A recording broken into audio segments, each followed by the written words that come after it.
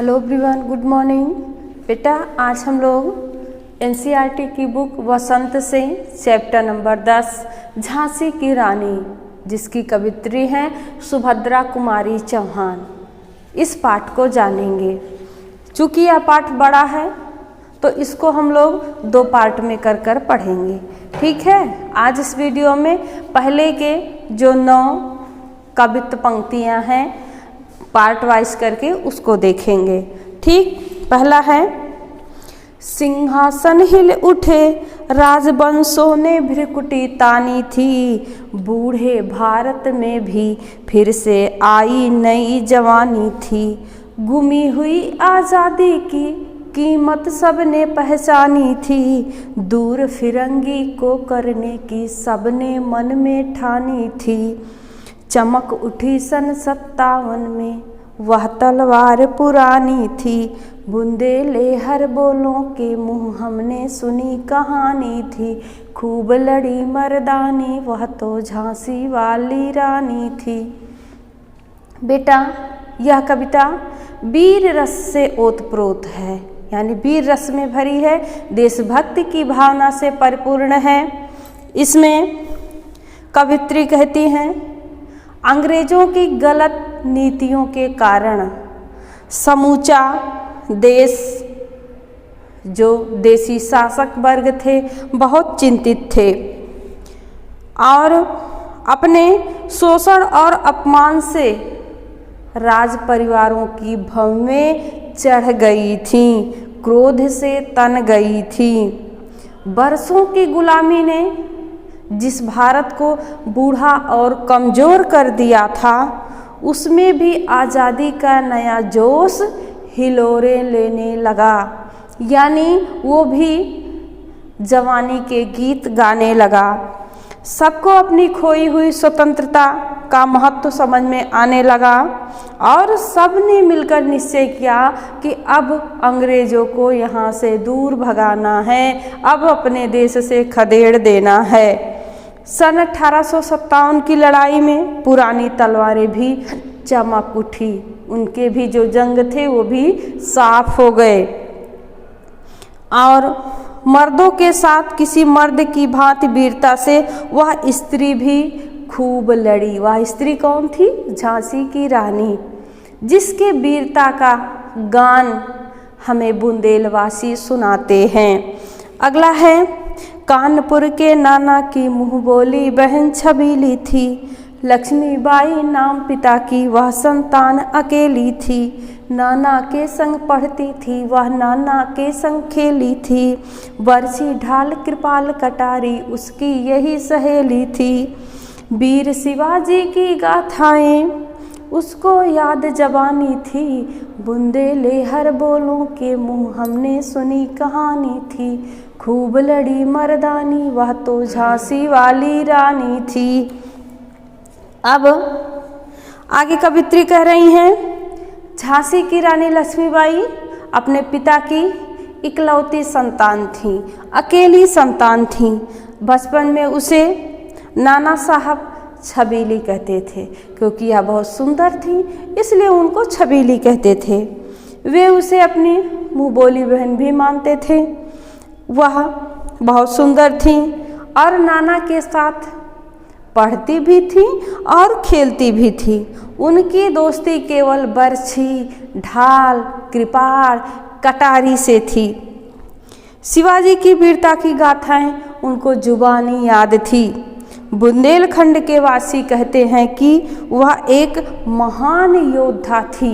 लक्ष्मीबाई एक महान योद्धा थी जो युद्ध में मर्दों की भांति खड़ी रहीं।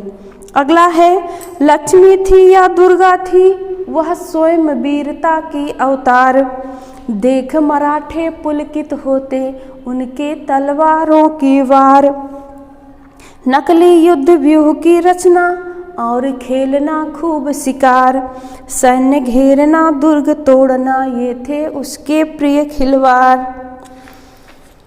महाराष्ट्र कुलदेवी उसकी भी आराध्य भवानी थी, बुंदेले हर बोलों के मुँह हमने सुनी कहानी थी, खूब लड़ी मर्दानी वह तो झांसी वाली रानी थी। आगे कवित्री कहती हैं, यह कहना बहुत मुश्किल था कि वे लक्ष्मी थी या दुर्गा थी, या स्वयं वीरता ने ही उसके रूप में जन्म लिया था। कुल मिला के लेखिका कवित्री यह कहना चाहती हैं कि लक्ष्मीबाई बहुत ही वीर थीं। उसकी तलवारबाजी मराठों में प्रसन्नता की लहर जगा देती थी। मराठे पुलकित हो जाते थे।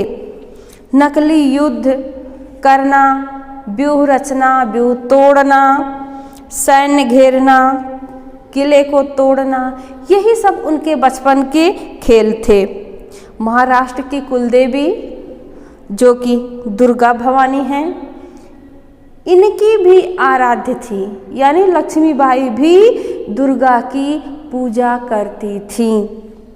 बचपन से ही उसमें वीरता के संस्कार भरे हुए थे। बुंदेलवासी हमें उसी साहसी वीरांगना की कथा सुनाते हैं। हुई वीरता की वैभव के साथ सगाई झांसी में। अब रानी लक्ष्मीबाई के विवाह का वर्णन है यहाँ पर। हुई वीरता की वैभव के साथ सगाई झांसी में, ब्याह हुआ रानी बन आई लक्ष्मीबाई झांसी में। राजमहल में बधी बधाई, राजमहल में बजी बधाई, खुशियाँ छाई झांसी में। सुभट बुंदेलों की वृद्धावली सी वह आई झांसी में। चित्रा ने अर्जुन को पाया, शिव से मिली भवानी थी। बुंदेले हर बोलों के मुँह हमने सुनी कहानी थी। खूब लड़ी मर्दानी वह तो झांसी वाली रानी थी। आगे कवित्री कह रही हैं, वीरता की प्रतीक लक्ष्मीबाई कैसी थी? वीर थी ना, तो वीरता की प्रतीक लक्ष्मीबाई का विवाह सुख समृद्धि के प्रतीक झांसी के राजा गंगाधर राव के साथ हुआ। राजमहल में खुशियाँ छा गईं। भाई राजा की शादी हो गई, ब्याह हो गया, तो राजमहल में खुशियाँ छा गईं। बधाई के गीत गाए गए। बुंदेलखंड के वीर योद्धाओं के यश का गीत जो दुनिया गाती है, रानी लक्ष्मीबाई उस गीत को चरितार्थ करने झांसी के राजमहल में आ गईं। ऐसा प्रतीत हुआ कि जैसे चित्रा ने अर्जुन को पा लिया और शिवा ने शिव को पा लिया, शिव से शिवा मिल गई। आज भी बुंदेल वासियों के मुख से हम लोग उसी वीरता से भरी हुई रानी लक्ष्मीबाई की कथा सुनते हैं। उदित हुआ सौभाग्य मुदित महलों में उजियाली छाई। अब लक्ष्मीबाई और गंगाधर राव के विवाह के बाद की बात है। कवित्री कह रही हैं, उदित हुआ सौभाग्य मुदित महलों में उजियाली छाई। किंतु कालगति चुपके चुपके काली घटा घेर लाई। तीर चलाने वाले कर में उसे चूड़ियाँ कब भाई। रानी विधवा हुई हाय विधि को भी दया नहीं आई। निःसंतान मरे राजा जी रानी शोक समानी थी। बुंदेले हर बोलों के मुँह हमने सुनी कहानी थी। खूब लड़ी मर्दानी वह तो झांसी वाली रानी थी। इन पंक्तियों में कवित्री कह रही हैं, जब लक्ष्मीबाई और गंगाधर राव का विवाह हो गया तो पूरे झांसी में, राजमहल में खुशियाँ छा गई। लेकिन ये काल गति को, समय को शायद मंजूर नहीं था। कहती हैं, वैसे भी लक्ष्मीबाई को हाथों में चूड़ियाँ पहनना पसंद नहीं था। वो तो तीर चलाने में आनंदित होती थी और विधि को भी, विधाता को भी उनके हाथों में चूड़ियाँ पसंद नहीं आई। राजा की मृत्यु हो जाती है और राजा निःसंतान ही मर जाते हैं। राजा के मृत्यु के बाद रानी शोक सागर में डूब जाती हैं, बहुत दुखी हो जाती हैं। बुंदेलवासी हमें ऐसी साहसी वीर रानी के गाथाओं को सुनाते हैं। अगला है, बुझा दीप झांसी का तब डलहौजी मन में हर्ष आया, राज्य हड़प करने की उसने यह अच्छा अवसर पाया। फौरन फौजें भेज दुर्ग पर अपना झंडा फहराया, लावारिस का वारिस बनकर ब्रिटिश राज्य झांसी आया। अश्रुपूर्ण रानी ने देखा झांसी हुई वीरानी थी, बुंदेलहर बोलों के मुँह हमने सुनी कहानी थी। खूब लड़ी मर्दानी वह तो झांसी वाली रानी थी। आगे कवित्री कह रही हैं इसमें, बुझा दीप झांसी का, यानी राजा के मृत्यु के बाद, राजा के मृत्यु का समाचार जब डलहौजी सुना तो बड़ा प्रसन्न हुआ, बहुत खुश हुआ।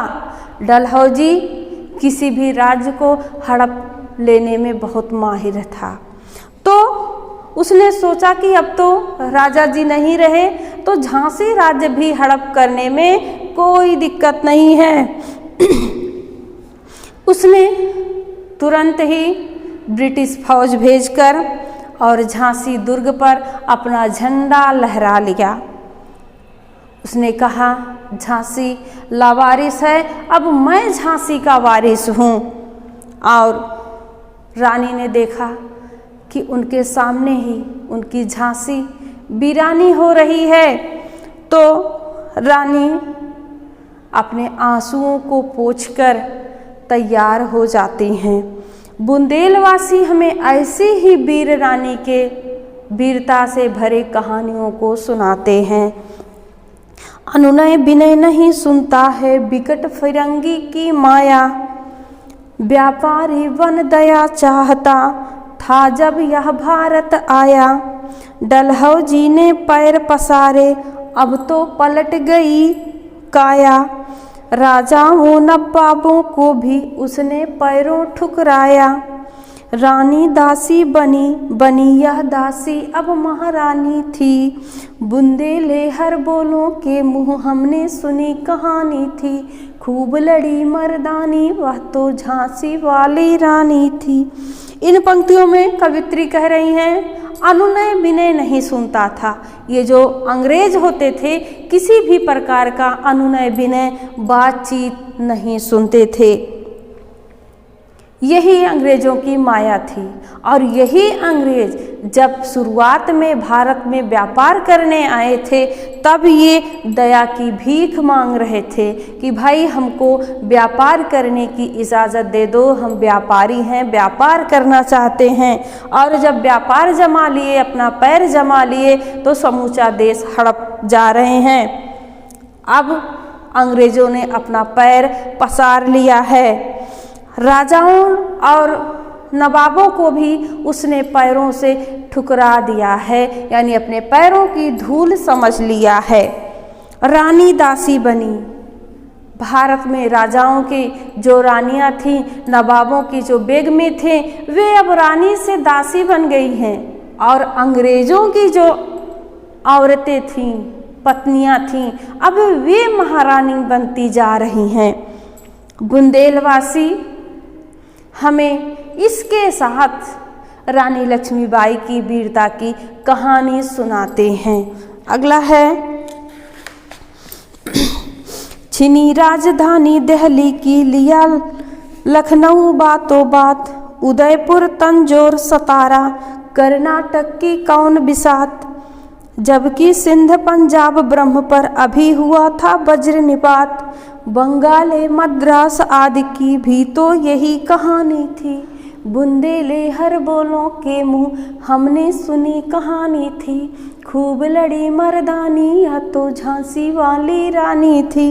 इसमें कवित्री कहती हैं, अंग्रेजों ने राजधानी दिल्ली छीन ली और लखनऊ को भी बातों ही बातों में लपक लिया, यानी अपना अधिकार कर लिया। उन्होंने पेशवा को बिठूर में कैद कर दिया। नागपुर पर भी धोखे से अधिकार कर लिया। उदयपुर, तंजौर, सतारा और कर्नाटक की भी उनके सामने कोई हैसियत नहीं रही। सिंध, पंजाब, ब्रह्म यानी बर्मा, जो कि अब म्यांमार के नाम से प्रसिद्ध है, पर भी उनके भीषण आक्रमण की मुसीबत आई, वहाँ भी ये हमला किए। बंगाल और मद्रास आदि राज्यों की भी यही दशा थी, इससे इतर नहीं कहीं था। बुंदेले हमें इनकी कथा के साथ रानी लक्ष्मीबाई की वीरता की गाथा सुनाते हैं। अगला है, रानी रोई रनिवासों में, बेगम गम से थी बेजार, उनके गहने कपड़े बिकते थे कलकत्ते के बाजार, सरे आम नीलाम छापते थे अंग्रेजों के अखबार, नागपुर के जेवर ले लो, लखनऊ के लो 9 लाख हार, यों पर्दे की इज्जत, यों पर्दे की इज्जत परदेसी के हाथ बिकानी थी, बुंदेले हर बोलों के मुँह हमने सुनी कहानी थी, खूब लड़ी मर्दानी वह तो झांसी वाली रानी थी। इन पंक्तियों में कवित्री कह रही हैं, अंग्रेजों ने देसी राजाओं और नवाबों का खूब अपमान किया और उनके अपमान से आहत होकर राजाओं की रानियां, नवाबों की बेगमें दुख से बहुत व्यथित रहती थीं। उनके गहने और कपड़े कलकत्ते के बाजार में बेच दिए जाते थे, सरेआम नीलामी छापी जाती थी, अंग्रेजी अखबार में उनके सामानों की नीलामी छापी जाती थी। इस प्रकार पर्दे में रहने वाले भारत की इज्जत विदेशियों के हाथ बेची जाती थी। बुंदेले के मुंह से हम इन कथाओं के साथ रानी लक्ष्मीबाई की वीरता की कथा भी सुनते हैं। तो बेटा, इस वीडियो में हमने इतना हाफ ये पोएम पढ़ ली है, हाफ कविता का भाग पढ़ लिया है। अब अगले में हम लोग इसके आगे का भाग पढ़ेंगे। ठीक, आप लोग बहुत ध्यान से इसको सुनिए, समझिए, क्योंकि यह हमारे देश की आज़ादी में भाग लेने वाली एक स्वतंत्रता संग्राम सेनानी के रूप में जो प्रसिद्ध हैं, रानी लक्ष्मीबाई की वीरता की गाथा है। इसलिए आप उसको बहुत ही आराम से समझिए। धन्यवाद।